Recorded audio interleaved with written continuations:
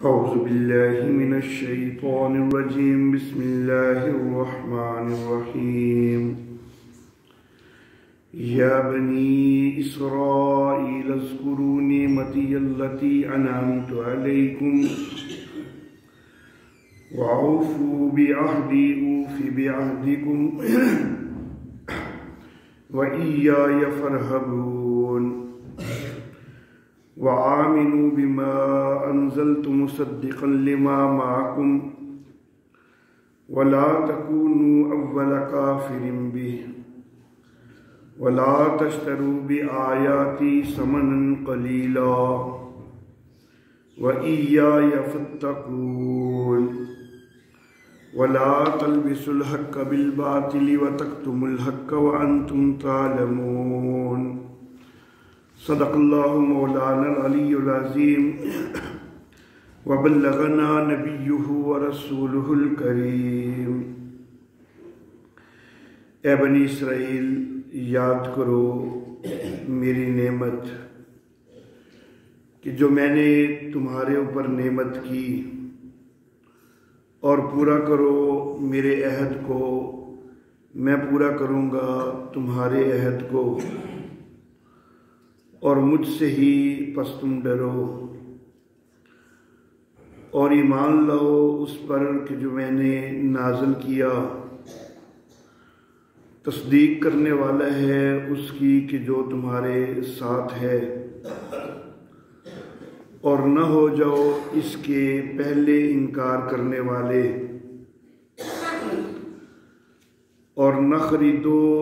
میری آیات کے بدلے تھوڑا مول، اور مجھ سے ہی پس تم ڈرو، اور نہ ملاؤ حق کو باطل کے ساتھ، اور نہ حق کو چھپاؤ جبکہ تم جانتے ہو۔ محترم احباب، اللہ رب العزت نے جب سورۃ البقرہ کا دعویٰ ذکر فرمایا اور پھر اس دعویٰ کو دلائل کے ساتھ واضح بھی فرما دیا، اپنے علم اور اختیار کے حوالہ سے بھی تفصیلی بات فرما دی، مشرکین کے شبہات کے جوابات بھی دے دیے، تو یہ سب کرنے کے بعد اب اللہ رب العزت نے خاص طور پر بنی اسرائیل کو خطاب شروع کیا۔ اس سے پہلے عام خطاب تھا، اور اب یہاں سے بنی اسرائیل کو خاص طور پر خطاب شروع ہوتا ہے۔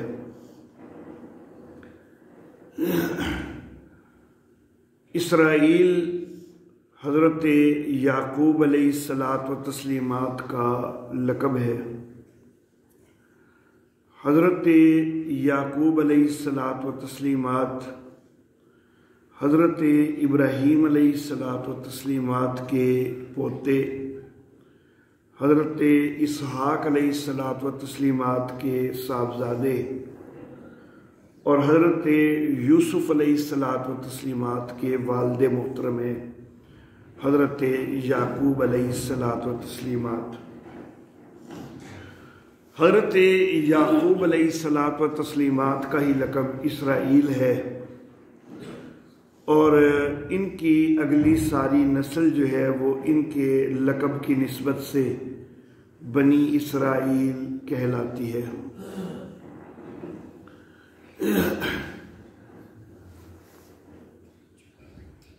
بنی اسرائیل کے اندر بڑے سارے انبیاء کرام اللہ رب العزت نے مبعوث فرمائے، اور کتابوں کا سلسلہ بھی اللہ رب العزت نے اس خاندان کے اندر رکھا۔ تورات بھی بنی اسرائیل کی طرف آئی، زبور بھی بنی اسرائیل کی طرف آئی، انجیل بھی بنی اسرائیل کی طرف آئی۔ حضرت موسیٰ علیہ الصلاۃ والتسلیمات بنی اسرائیل میں سے تھے،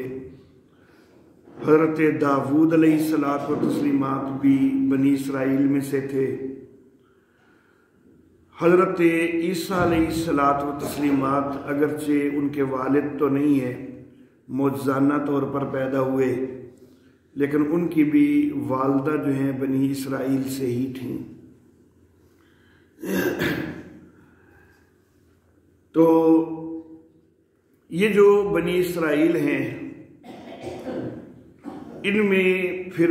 تورات کے ماننے والے یہود کہلائے اور انجیل کے ماننے والے نصارہ یا عیسائی کہلا رہے ہیں۔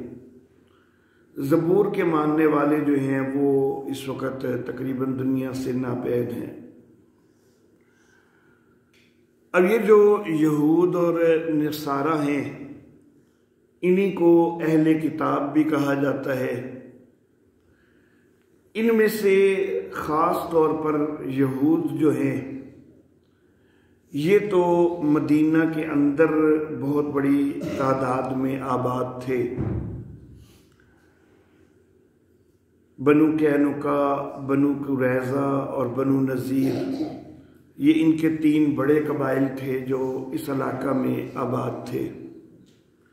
مدینہ کے اندر اور مدینہ کے ارد گرد کی بستیوں میں یہود کی آبادی کافی ساری موجود تھی۔ عرب کے اندر عیسائی بھی موجود تھے، لیکن بہرحال وہ ذرا دور کے علاقوں میں تھے اور تھوڑی تعداد میں، لیکن یہودی تو خاص مدینہ کے اندر بھی بڑے موجود تھے۔ یہودی یہاں پر جو آ کر بسے تھے مدینہ کے اندر، تو وہ نبی اکرم صلی اللہ علیہ وسلم کے انتظار میں ہی یہاں پر آ کے بسے تھے، کیونکہ اپنی کتابوں کے ذریعے انہیں یہ معلوم ہو چکا تھا کہ آخری نبی نے اسی علاقہ میں آنا ہے، اس لیے وہ یہاں آ کر آباد ہوئے۔ لیکن معاملہ یہ ہوا کہ ان کو توقع تھی کہ وہ آخری نبی جو ہے وہ بنی اسرائیل میں سے آئے گا، لیکن ان کی توقع کے خلاف نبی اکرم صلی اللہ علیہ وسلم آپ بنی اسرائیل میں نہیں آئے، بلکہ بنی اسماعیل میں سے آ گئے۔ حضرت یعقوب علیہ السلام کے چچا ہیں حضرت اسماعیل علیہ السلام، محاورتاً چچا بولا جاتا ہے، حقیقت میں تو تایا ہیں۔ تو ان کی اولاد میں سے آگے نبی اکرم صلی اللہ علیہ وسلم تو بنی اسرائیل میں سے نہیں آئے، بنی اسماعیل میں سے آئے۔ اس پر یہود کو مایوسی ہوئی، حالانکہ ان کی کتاب تورات کے اندر جو پیشین گوئی نبی اکرم صلی اللہ علیہ وسلم کے معاملہ میں موجود تھی، تو ایک پیشین گوئی کے اندر واضح طور پر یہ اظہار موجود تھا اور آج تک بھی موجود ہے کہ وہ نبی جو ہے وہ بنی اسرائیل میں سے نہیں آئے گا، بلکہ بنی اسماعیل میں سے آئے گا۔ یہ اشارہ بڑا واضح موجود ہے آج بھی۔ تورات کی کتاب استثناء 18واں باب ہے، آیت نمبر 15 ہے۔ اس میں نبی اکرم صلی اللہ علیہ وسلم کی پیشین گوئی کے حوالہ سے یہ الفاظ ہیں کہ خداوند تیرا خدا تیرے لیے تیرے ہی درمیان سے، یعنی تیرے ہی بھائیوں میں سے میری مانند ایک نبی برپا کرے گا، تم اس کی سننا۔ یہ حضرت موسیٰ علیہ السلام کہہ رہے ہیں، تو یہاں پر ذکر ہو رہا ہے کہ تمہارے بھائیوں میں سے، تو گویا کہ بنی اسرائیل میں سے نہیں، بنی اسرائیل کے بھائیوں میں سے وہ نبی آئے گا، تو بنی اسرائیل کے بھائیوں میں سے آئے گا تو وہ بنو اسماعیل ہیں۔ تو یہاں پر کسی ایک بندے کو مخاطب کر کے تو نہیں کہا گیا کہ خود صرف تیرے بھائیوں کو، بلکہ پوری قوم بنی اسرائیل کو کہا گیا کہ تمہارے بھائیوں سے۔ تو خود بنی اسرائیل جو ہے ان میں سے آنا ہوتا تو پھر تو تم میں سے آنا کہنا چاہیے تھا، لیکن کہا گیا کہ تمہارے بھائیوں میں سے، تو پھر تمہارے بھائیوں میں سے تو بنی اسرائیل سے ہٹ کے ہوں گے۔ تو بھائی جو ہیں وہ بنی اسرائیل کے، تو وہ نسلی اعتبار سے، برادری کے اعتبار سے وہ بنو اسماعیل ہی بنتے تھے۔ تو یہ پیشین گوئی اگرچہ موجود تھی نبی اکرم صلی اللہ علیہ وسلم کے آمد کے وقت بھی، اور اس سے پہلے بھی، اور آج بھی موجود ہے، اور اس میں یہ اشارہ موجود تھا کہ وہ بنی اسرائیل میں سے نہیں ہوں گے، لیکن وہ اس کو نہیں سمجھ سکے۔ انہوں نے پھر بھی توقع یہی لگائی رکھی کہ شاید وہ نبی بنی اسرائیل میں سے ہی ہوگا، لیکن نبی اکرم صلی اللہ علیہ وسلم بنی اسماعیل میں سے آگے۔ اب ان کا تعصب آڑے آ گیا۔ اور یہاں پر آگے بات کرنے سے پہلے ایک اور چیز یہ بھی ذکر کر دوں کہ حضرت موسیٰ علیہ السلام کے لفظ آگے یہاں پر یہ نظر آ رہے ہیں کہ میری مانند ایک نبی برپا کرے گا، تم اس کی سننا۔ تو حضرت موسیٰ علیہ الصلوۃ والتسلیمات جو ہے وہ خود اپنے متعلق کہہ رہے ہیں کہ میری مانند جو ہے وہ نبی آئے گا۔ اور اسی تورات کے بالکل آخر پہ 34ویں باب کی آیت نمبر 10 کے اندر یہ لفظ ہیں، اور اس وقت سے اب تک بنی اسرائیل میں کوئی نبی موسیٰ کی مانند جس سے خداوند نے روبرو باتیں کی نہیں اٹھا۔ کہ جب سے حضرت موسیٰ علیہ السلام دنیا سے گئے ہیں تو ان کے بعد کئی نبی آئے تو ہیں، لیکن کوئی ایسا نبی کہ جس کی اللہ رب العزت سے براہ راست گفتگو ہوئی ہو، ایسا کوئی نبی نہیں آیا۔ اور یہ گفتگو کس کی ہوئی ہے؟ نبی اکرم صلی اللہ علیہ وسلم کی ہوئی ہے معراج کی رات میں۔ تو یہ واضح طور پر پیشین گوئی جو ہے وہ نبی اکرم صلی اللہ علیہ وسلم کے لیے تورات کے اندر موجود ہے، کیونکہ جو میری مانند کا لفظ جو ہے وہ استعمال ہوا تھا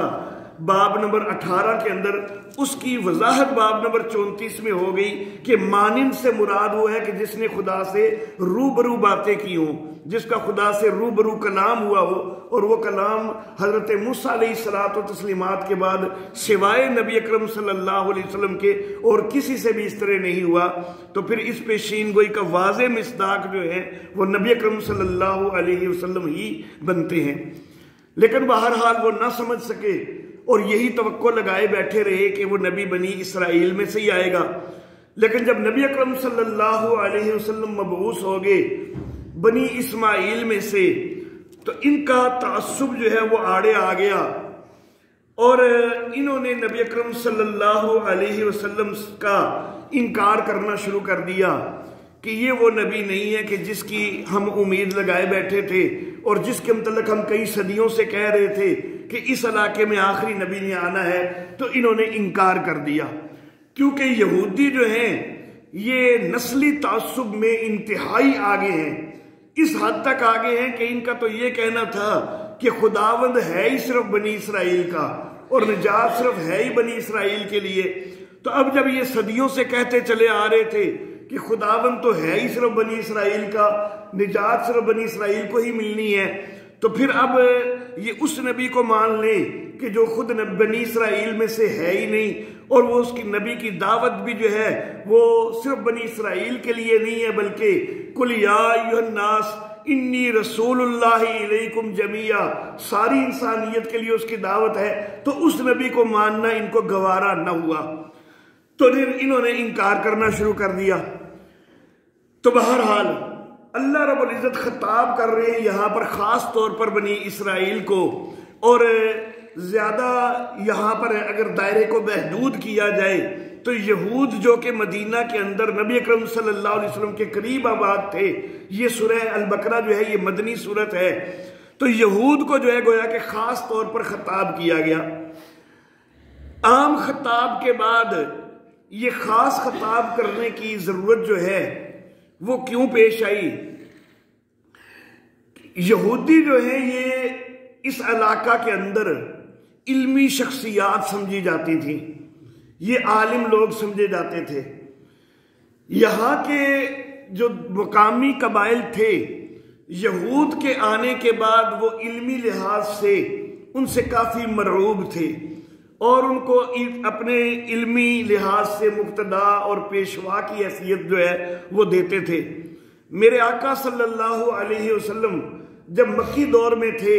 نبی اکرم صلی اللہ علیہ وسلم جب مکہ میں تھے، تو اس وقت مکہ کے کچھ لوگ بھی باقاعدہ یہودیوں کے پاس آئے تھے کہ ہمارے علاقے میں ایک بندے نے نبوت کا دعویٰ کیا ہے، تو ہمیں کوئی ایسی بات بتاؤ کہ ہم اس کو پھنسا سکیں، جس کا وہ جواب نہ دے سکے، کوئی سوال ایسے بتاؤ۔ تو یہودیوں نے جو ہے وہ 3 سوال جو ہے وہ بتلائے تھے کہ وحی کے متعلق سوال کرو، اصحاب کہف کے متعلق سوال کرو، ذوالقرنین کے متعلق سوال کرو۔ تو پھر جو ہے وہ مکہ والوں نے یہ سوالات کیے تھے، وہ ایک تفصیل لمبی ہے، اس کی طرف میں فی الوقت نہیں جانا چاہتا، لیکن اس سے معلوم ہوتا ہے کہ مکہ والے بھی گویا کہ یہود کو اس علاقے کا بڑا عالم سمجھتے تھے، تبھی جو ہے وہ ان کے پاس آئے تھے یہ سوالات پوچھنے کے لیے۔ تو مدینہ کے اندر تو خاص طور پر ان کی علمی وجاہت جو ہے وہ بڑی مسلم تھی، تو اس لیے خاص خطاب بنی اسرائیل کو ہوا کہ کئی لوگوں نے بنی اسرائیل تمہاری طرف نظر کرنی ہے، تم یہاں کے عالم سمجھے جاتے ہو، تو کئی لوگوں نے تمہیں دیکھنا ہے کہ تم ایمان قبول کرتے ہو یا نہیں،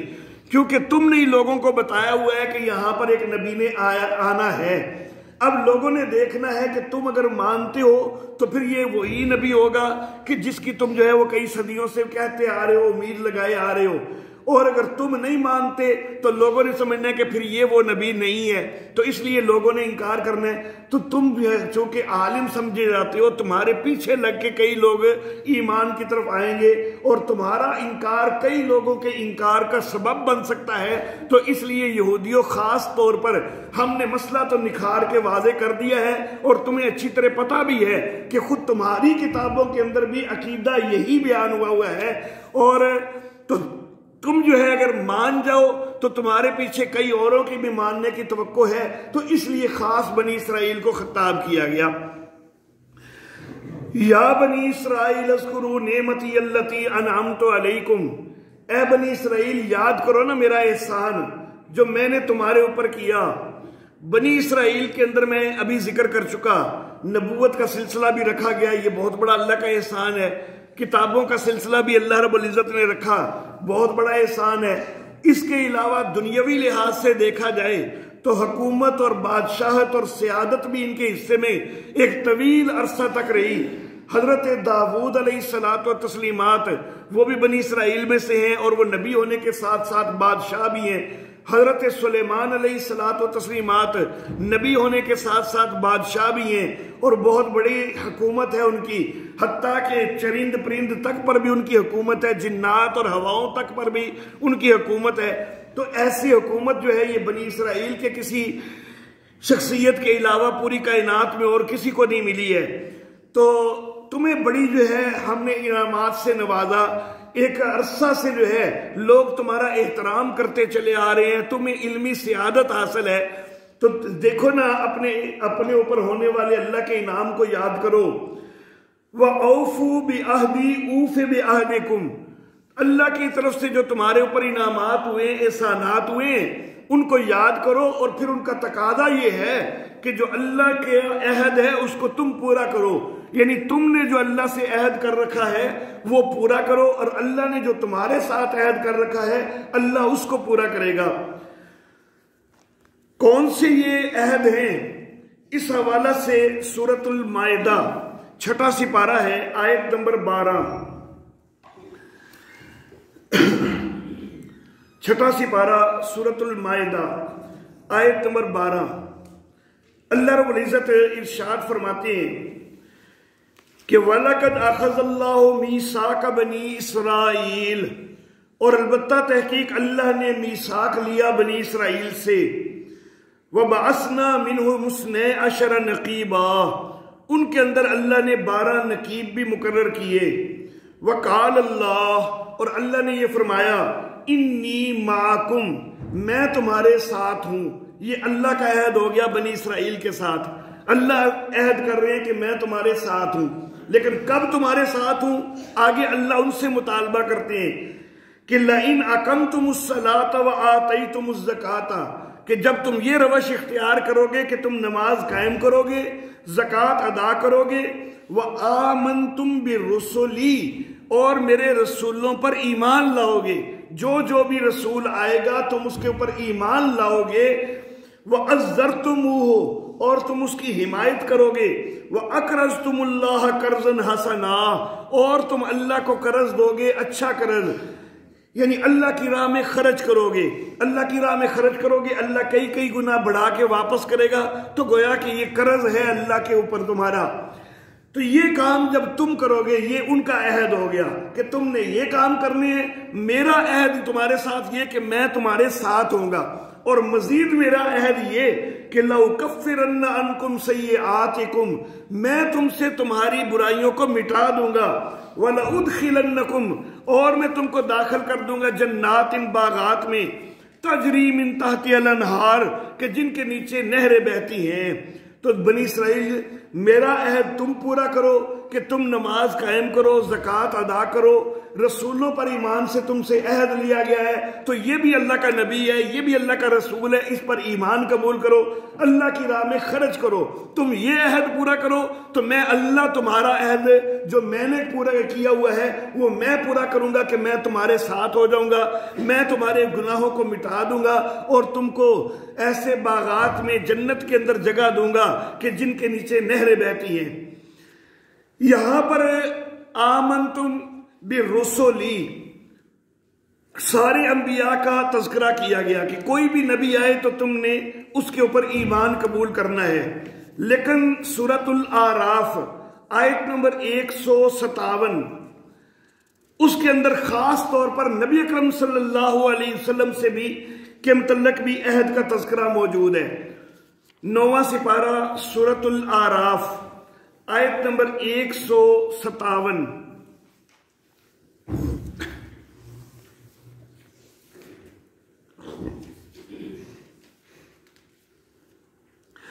اللہ فرماتے ہیں الذین یتبعون الرسول النبی الامیہ، وہ لوگ کہ جو پیروی کرتے ہیں، جو پیروکاری کرتے ہیں اس رسول کی کہ جو نبی امی ہے۔ نبی امی وہ رسول کہ جس نے کسی مکتب کی تعلیم حاصل نہیں کی۔ الذی یجدونہ مکتوبا عندہم فی التوراۃ والانجیل، کہ جس کو وہ لکھا ہوا پاتے ہیں، یعنی جس کی پیشین گوئیاں موجود ہیں ان کے پاس تورات میں بھی اور انجیل میں بھی۔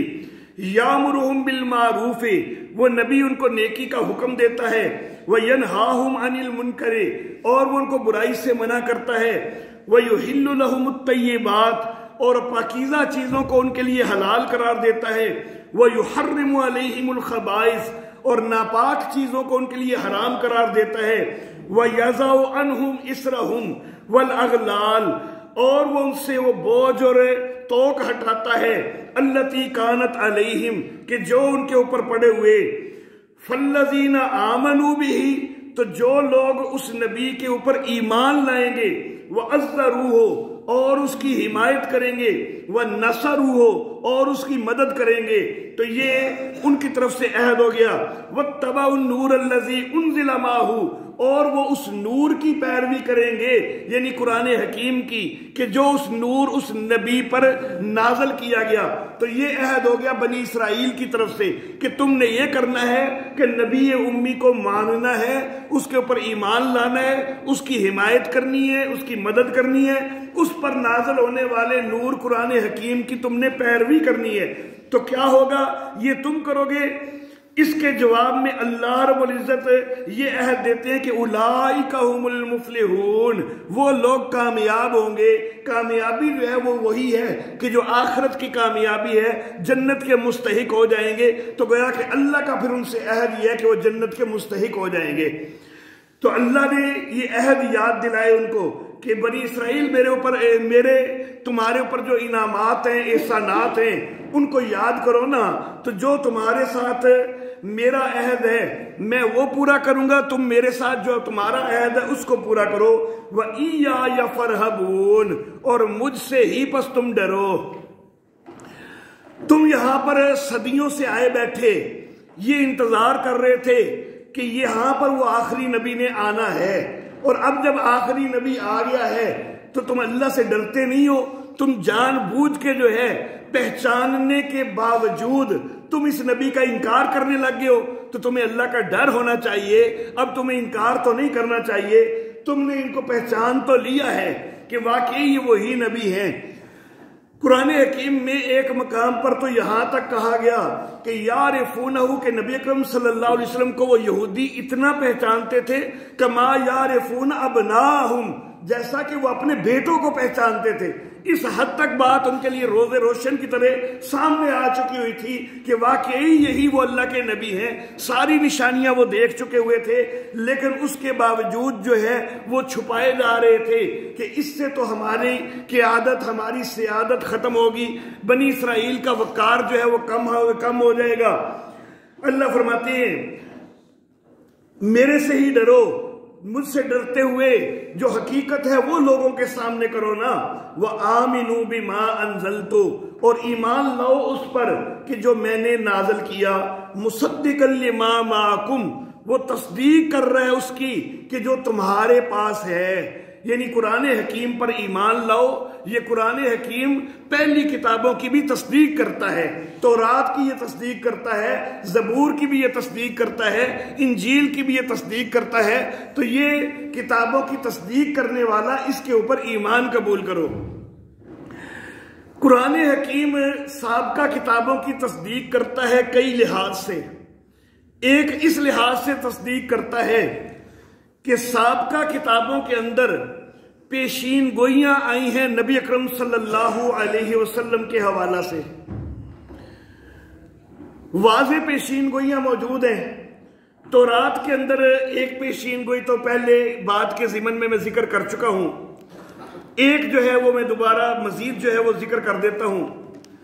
تورات کا آخری حصہ ہے حضرت موسیٰ علیہ الصلاۃ والتسلیمات کا بالکل آخری خطاب، وفات سے پہلے جو انہوں نے آخری خطاب کیا ہے، اس میں یہ لفظ تورات کے اندر ذکر موجود ہے۔ اور مرد خدا موسیٰ نے جو دعائے خیر دے کر اپنی وفات سے پہلے بنی اسرائیل کو برکت دی وہ یہ ہے، اور اس نے کہا خداوند سینا سے آیا اور شعیر سے ان پر آشکارا ہوا، وہ کوہ فاران سے جلوہ گر ہوا اور لاکھوں قدسیوں میں سے آیا۔ یہاں پر 3 علاقوں کا تذکرہ ہوا کہ خداوند سینا سے آیا، یہ سینا کا علاقہ خود حضرت موسیٰ علیہ الصلاۃ والتسلیمات کا علاقہ ہے، تو یہاں پر اس شریعت کا تذکرہ ہو گیا ان لفظوں میں کہ جو نبی حضرت موسیٰ علیہ السلام کی شریعت ہے۔ شعیر سے ان پر آشکار ہوا، اور شعیر جو ہے یہ وہ علاقہ ہے کہ جہاں پر حضرت عیسیٰ علیہ الصلاۃ والتسلیمات تشریف لائے، تو اس کے اندر گویا کہ اس علاقے کے اندر نبوت کا تذکرہ ہو گیا کہ جہاں پر حضرت عیسیٰ علیہ السلام آئے ہیں۔ اگلے لفظ ہیں وہ کوہ فاران سے جلوہ گر ہوا، اور فاران کی پہاڑیاں جو ہیں یہ مکہ کی پہاڑیوں کو ہی کہا جاتا ہے، پوری کائنات میں اور کوئی علاقہ نہیں ہے کہ جن کو فاران کی پہاڑیاں کہا جاتا ہو، تو کوہ فاران مکہ ہی کی پہاڑیوں کو کہا جاتا ہے۔ تو یہاں گویا کہ اس نبی کی نبوت کا ذکر ہو گیا کہ جو نبی مکہ میں آنے والا ہے۔ خود تورات کے اندر ہی بالکل ابتدا میں تورات کی پہلی کتاب پیدائش، اس کے 21ویں باب میں حضرت اسماعیل علیہ الصلاۃ والتسلیمات کا تذکرہ ہو رہا ہے، اور حضرت اسماعیل علیہ الصلاۃ والتسلیمات ان کو حضرت ابراہیم علیہ الصلاۃ والتسلیمات نے کہاں چھوڑا تھا؟ مکہ کے اندر چھوڑا تھا۔ یہ کہاں آباد ہوئے تھے؟ مکہ کے اندر آباد ہوئے تھے۔ یہ ایسی تاریخی حقیقت ہے کہ جس کو کوئی جھٹلا نہیں سکتا۔ اب یہاں پر حضرت اسماعیل علیہ الصلاۃ والتسلیمات کا تذکرہ کرتے ہوئے تورات کہہ رہی ہے، اور خدا اس لڑکے کے ساتھ تھا، وہ بڑا ہوا اور بیابان میں رہنے لگا اور تیر انداز بنا، اور وہ فاران کے بیابان میں رہتا تھا۔ اور اس کی ماں نے ملک مصر سے اس کے لیے بیوی لی، تو یہ فاران کا بیابان وہ علاقہ کہا گیا کہ جس میں حضرت اسماعیل رہ رہے ہیں، تو حضرت اسماعیل مکہ میں ہی رہ رہے ہیں۔ تو جب یہاں تورات کے پہلے باب کے اندر، پہلی کتاب کے اندر فاران مکہ کو کہا گیا ہے، تو پھر آخری کتاب کے اندر بھی فاران سے جلوہ گر ہوا، تو اس سے مکہ والا نبی ہی مراد ہو سکتا ہے۔ تو یہ نبی اکرم صلی اللہ علیہ وسلم کے متعلق واضح پیشین گوئی جو ہے تورات کے اندر موجود ہے۔ زبور کے اندر، زبور کے باب نمبر 66 اس کی آیت نمبر 1 سے یہ الفاظ ہیں، اے ساری زمین، یہاں پر یہ ساری زمین کے لفظ کے اوپر توجہ رکھیے گا، اے ساری زمین خدا کے حضور خوشی کا نعرہ مار، اس کے نام کے جلال کے گیت گاؤ، ستائش کرتے ہوئے اس کی تمجید کرو، خدا سے کہو تیرے کام کیا ہی محیب ہیں، تیری بڑی قدرت کے باعث تیرے دشمن عاجزی کریں گے،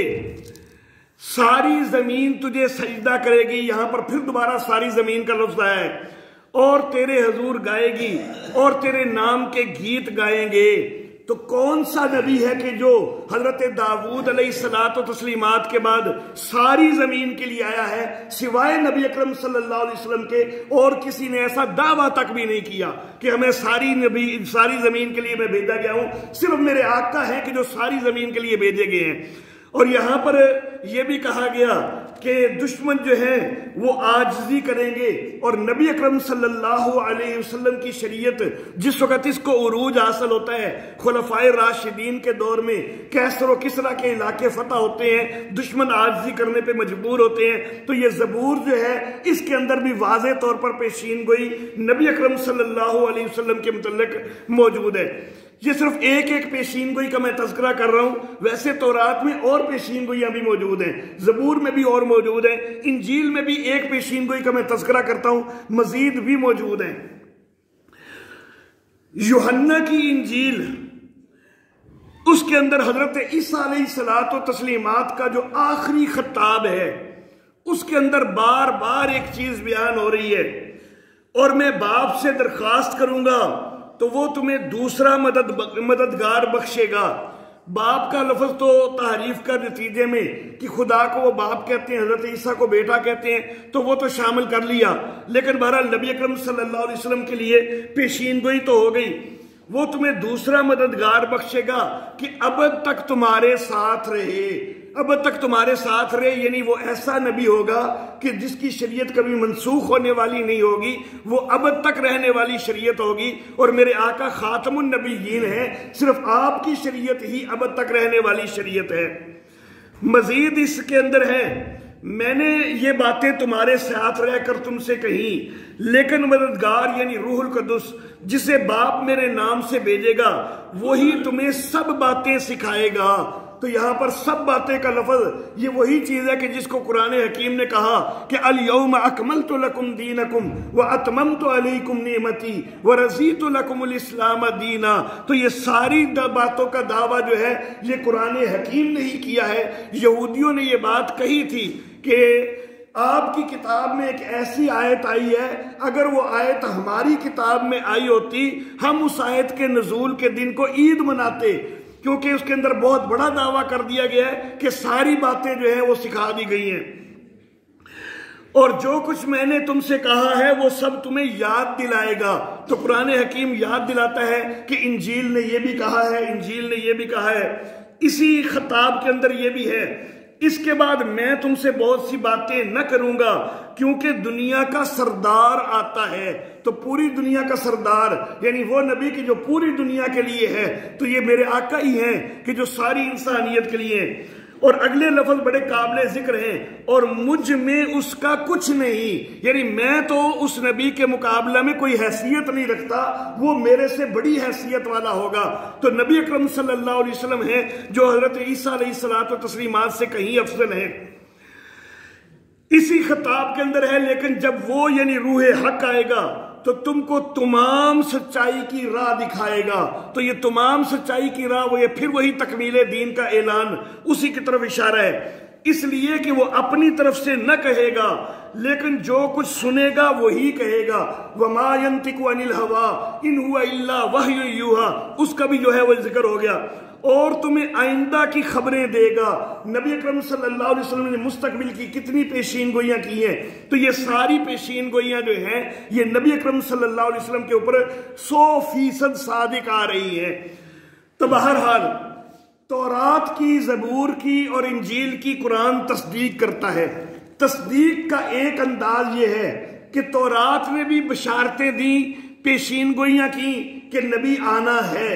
زبور نے بھی بشارتیں دی، انجیل نے بھی بشارتیں دی۔ اب اگر ان بشارتوں کے مطابق نبی آ جائے تو پھر تو ثابت ہوتا ہے کہ یہ کتابیں واقعی سچ کہہ رہی تھی۔ لیکن اگر وہ نبی نہیں آتا تو پھر تو ان کتابوں کی عبارتوں کے اوپر جو ہے وہ اشکال پیدا ہو جائے گا کہ یہ کتابیں تو کہہ رہی تھی کہ نبی نے آنا ہے، یہ علامتیں ہوں گی، لیکن آیا تو کوئی نہیں۔ تو یہ نبی اکرم صلی اللہ علیہ وسلم کے آنے سے، میرے آقا صلی اللہ علیہ وسلم کو نبوت ملنے سے ان ساری کتابوں کی تائید ہو گئی، تصدیق ہو گئی۔ تو ابھی نبی اکرم صلی اللہ علیہ وسلم نے زبان مبارک سے تائید نہیں بھی کی نا، میرے آقا کا مبعوث ہونا ہی وہ ان کے لیے تائید بن جاتا ہے۔ تو یہ تصدیق کرتی ہے، قرآن حکیم تصدیق کرتا ہے۔ سب سے پہلے تو قرآن کا نزول ہی تصدیق کا سبب ہے، نبی اکرم صلی اللہ علیہ وسلم کا وجود اور آپ کا مبعوث ہونا ہی تصدیق کا سبب ہے۔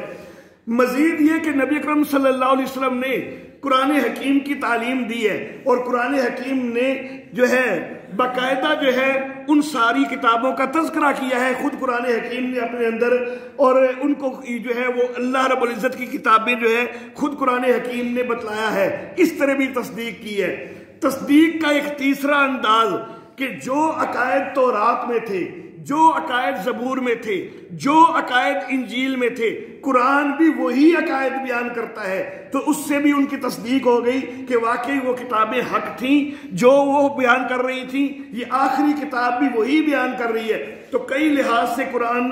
تصدیق کرنے والا ہے۔ تو اللہ فرماتے ہیں ایمان لاؤ اس پر کہ جو میں نے نازل کیا ہے، تصدیق کرنے والا ہے اس کی کہ جو تمہارے ساتھ ہے۔ وَلَا تَكُونُوا أَوَّلَ كَافِرٍ بِهِ، اس کے پہلے انکار کرنے والے نہ بن جاؤ۔ پہلے انکار کرنے والے تو مکہ کے مشرک تھے، مکہ کے مشرک 13 سال انکار کرتے رہے ہیں۔ اللہ فرما رہے ہیں کہ اس کے پہلے انکار کرنے والے نہ بن جاؤ، یہ یہودیوں کو اللہ کہہ رہے ہیں۔ تو یہ اس تناظر کے اندر کہا جا رہا ہے کہ دیکھو تم ہو نا مولوی لوگ، تمہارے پیچھے کئی لوگوں نے چلنا ہے، تمہارا انکار دیکھ کر کئی انکار کریں گے۔ تو جب تمہارا انکار دیکھ کر کئی انکار کریں گے نا، ان کے لیڈر تو تم ہی بنو گے نا، ان کے لحاظ سے پہلے انکار کرنے والے تم بنو گے۔ جس طرح تمہیں اپنے انکار کا وبال بھگتنا پڑے گا، ان کا انکار چونکہ تمہاری وجہ سے ہوگا، ان کا انکار بھی جو ہے اس کا وبال بھی تمہارے اوپر آئے گا۔ وَلَا تَشْتَرُوا بِآيَاتِي ثَمَنًا قَلِيلًا، اور میری آیتوں کے بدلے میں تھوڑا مول نہ خریدو۔ یہود کو علمی سیادت حاصل تھی نا، اب نبی اکرم صلی اللہ علیہ وسلم کو اگر وہ تسلیم کر لیتے ہیں، اور نبی اکرم صلی اللہ علیہ وسلم ہیں بنی اسماعیل میں سے، اگر وہ تسلیم کر لیتے ہیں کہ واقعی یہی وہ نبی ہیں،